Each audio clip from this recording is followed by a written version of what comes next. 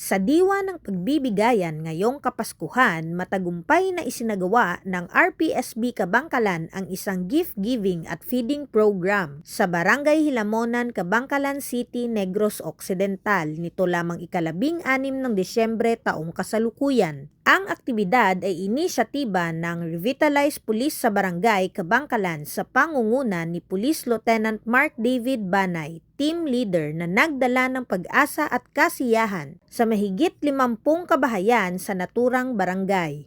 Sa programang tinaguriang Adapt Family Program, layunin ng kapulisan na hindi lamang magbigay ng mga regalo at pagkain, kundi pati na rin maghatid ng inspirasyon at malasakit sa bawat pamilya. Naging simbolo ang simpleng aktibidad na ito ng malasakit at pakikiisa ng mga tagapagtupad ng batas sa pangangailangan ng komunidad at nagpakita ng tunay na diwa ng bayanihan at pagkakaisa na nagsilbing tulay para mapalapit ang ugnayan ng mga mamamayan at tagapagtupad ng batas.